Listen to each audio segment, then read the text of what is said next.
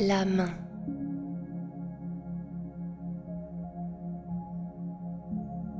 Il faisait sa promenade matinale quand il l'aperçut, posé, là, sur un banc, l'air étrangement fier, presque triomphal.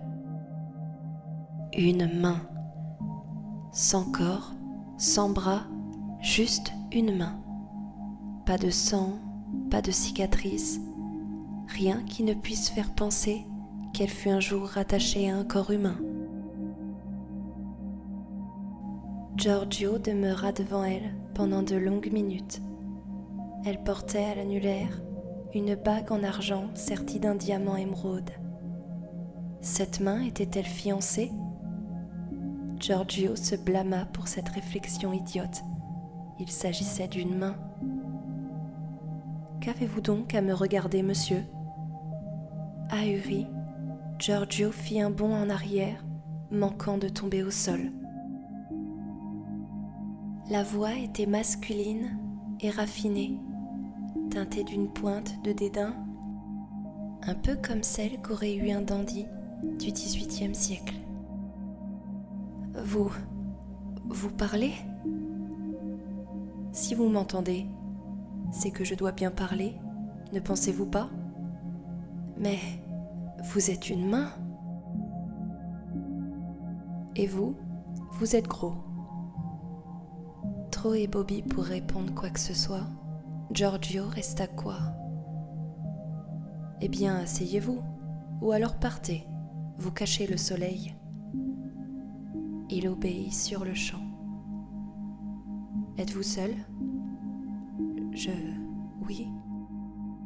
Je vois. J'avais une femme, il n'y a pas si longtemps, vous savez. Il ne put s'empêcher de rajouter cette dernière indication, comme une envie de prouver qu'il n'était pas si pathétique. La main ne répondit pas. Le silence pesa si fort sur Giorgio qu'il se sentit obligé de prendre la parole pour combler le vide, pour se justifier ou alors peut-être juste pour pouvoir parler à quelqu'un. Elle est vraiment parfaite, la femme de ma vie. On s'aimait à la folie. Moi je l'aime comme au début. Elle m'a quitté. Elle disait que je la faisais plus vibrer, que j'étais trop mou. Elle est partie avec son patron, une grande entreprise, un PDG renommé, vous voyez le genre. Je suis sûre qu'il lui a fait miroiter je ne sais quoi. Il lui a mis de la poudre aux yeux, ce connard. Elle va revenir, quand elle se rendra compte que c'est moi l'homme qu'il lui faut. Ça, j'en doute pas. L'autre, c'est juste comme ça, c'est temporaire. Ouais, temporaire. La main ne réagit pas. Giorgio se sentit minable. Il se leva pour s'en aller quand il sentit des doigts l'agripper. « J'ai un marché à vous proposer. »« Pardon ? Je peux vous aider à récupérer votre femme.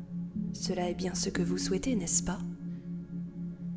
C'est ce que je veux le plus au monde.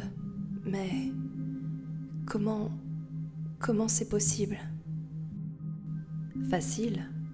La vraie question serait plutôt « Qu'est-ce que vous me donnerez en échange ? » Je n'ai pas d'argent. L'argent ne m'intéresse pas, sombre imbécile, je suis une main. Par contre, vous avez une jolie gourmette. Voilà quelque chose qui pourrait fort intéresser une main. C'est que je l'ai reçue pour mon baptême. Elle a une valeur sentimentale. Soit. Votre gourmette a donc plus de valeur que votre femme ? Mais non, enfin. C'est que... Qu'est-ce qui me prouve que vous réussirez à faire revenir ma femme d'abord ? Comment osez-vous remettre en question mon honnêteté, vulgaire personnage ?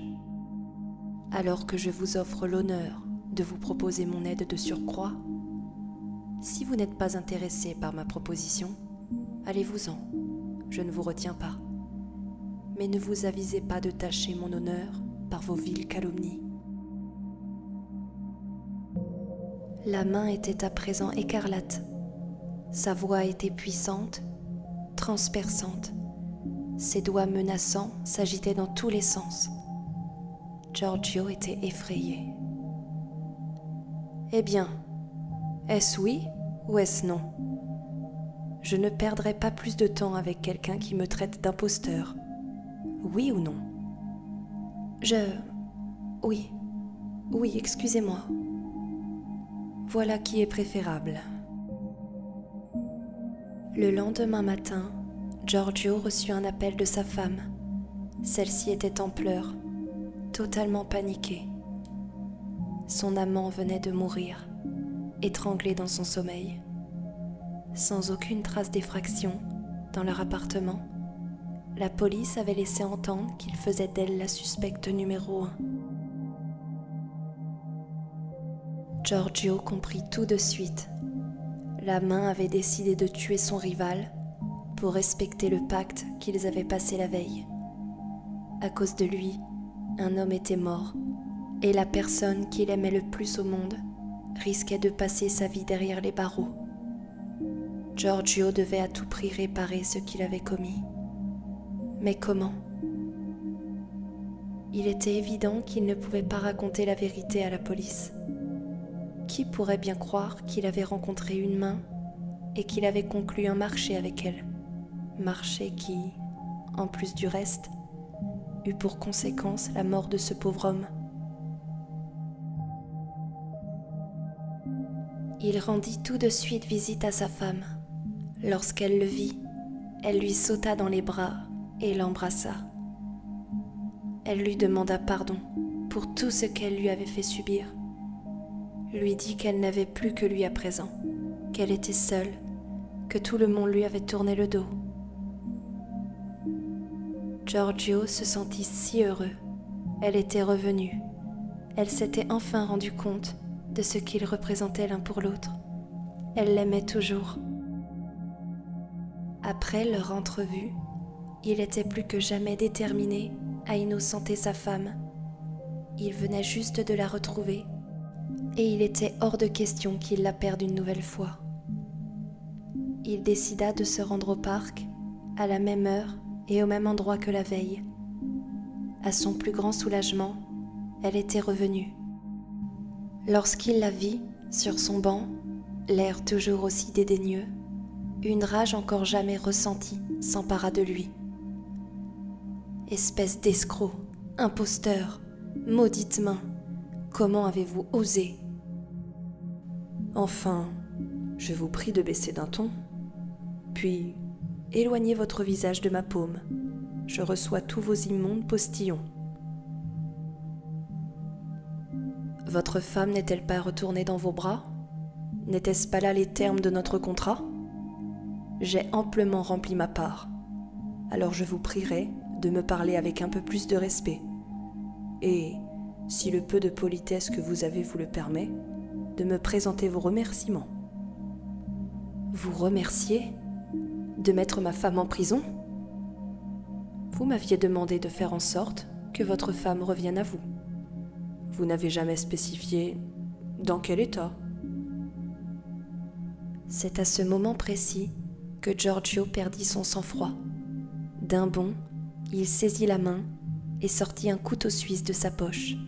« Maintenant, vermine, si tu ne veux pas que je te découpe en petits morceaux, tu ferais mieux de m'obéir. On va au commissariat. On leur expliquera comment on s'est rencontrés et surtout, comment tu m'as fait ta stupide proposition. Tu leur diras que c'est toi qui as commis ce meurtre et ma femme sera innocentée. T'as compris ? Et n'essaie pas de me la faire à l'envers. Ce sera ta parole contre la mienne. Je suis prêt à tout pour elle. À tout, t'entends ?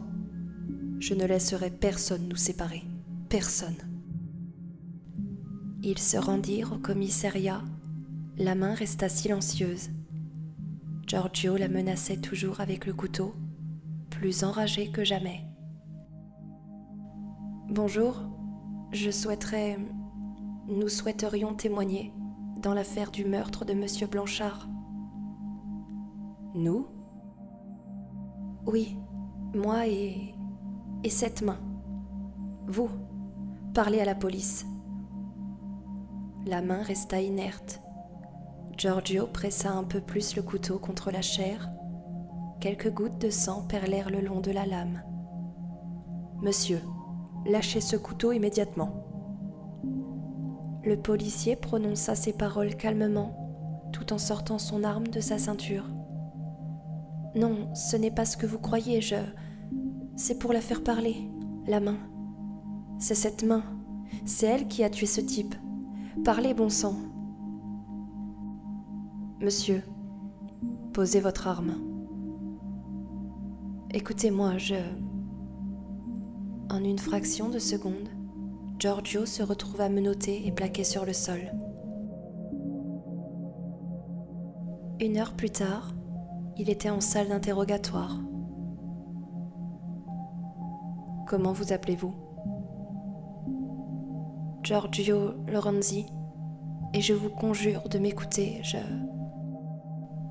Lorenzi, vous êtes donc le mari d'Elisabeth Lorenzi?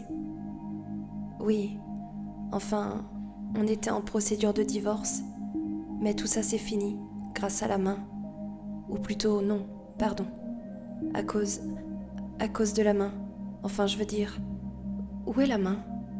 Ramenez-la, elle témoignera. La main a été placée sous scellé. C'est un élément de l'enquête du meurtre de Xavier Blanchard. Oui, car c'est cette main qui l'a tué. Où étiez-vous hier, entre 22h et minuit? Chez moi. Je venais de passer une journée folle. J'ai rencontré une main qui m'a promis de m'aider à récupérer ma femme en échange de ma gourmette et... Une gourmette, vous dites? Décrivez-la. Eh bien, c'est une gourmette en argent, avec mes initiales gravées dessus, mais... Semblable à celle-ci, par exemple.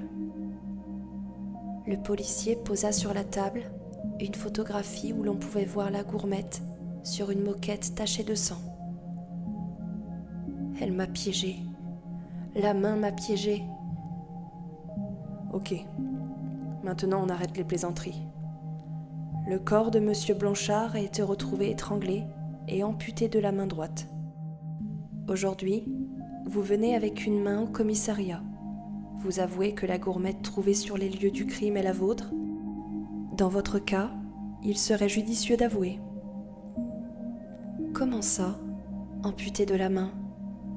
J'ai parlé à ma femme et elle n'a jamais mentionné de main coupée. Si c'est un piège, pour me faire avouer mon soi-disant crime, sachez que ça ne marche pas. Je n'avouerai rien, car je suis totalement innocent. Écoutez, je sais ce que vous imaginez, et je sais que ça peut paraître fou, mais il faut me croire. Cette main a fait un pacte avec moi. Voilà ma seule erreur. Elle a tué ce type pour que je récupère ma femme. Vous verrez, avec les tests ADN, cette main n'est pas celle du cadavre. À ce moment précis, un deuxième policier entra dans la salle d'interrogatoire et chuchota à l'oreille de l'inspecteur. Il se leva d'un bond et se mit à hurler. « Comment ça, plus de main? Fouillez-moi tous les scellés et retrouvez-moi cette putain de main. Elle a pas pu s'échapper toute seule, bordel de merde. » « Mais si, elle s'est échappée, je vous l'ai dit, elle est vivante. » « Toi, la ferme, avec la gourmette et le témoignage de ta femme, tu finiras au trou, ou plutôt dans un asile. Qu'on transfère ce taré. » 2 policiers vinrent passer les menottes à Giorgio et l'emmenèrent à sa cellule. Dans les couloirs, il croisa sa femme. « Catherine, il m'emmène, mais je suis innocent. Je peux tout expliquer. » Celle-ci recula d'un air horrifié. « Tais-toi, espèce de monstre. Ça ne t'a pas suffi de t'en prendre à moi durant notre relation? Il a fallu que tu tues le seul homme qui m'ait jamais réellement aimé. » Elle fondit en larmes engouffrant son visage entre ses mains. À son auriculaire gauche, Giorgio remarqua la même bague en argent, sertie d'un diamant vert émeraude qu'il avait vu la veille. Quelques mois plus tard, tandis qu'il écoutait la radio du fond de sa cellule, il apprit que Catherine Lorenzi était la nouvelle PDG de la société de son défunt amant. Celui-ci avait été tué par son ex-mari, un homme violent qui était prêt à tout pour la récupérer.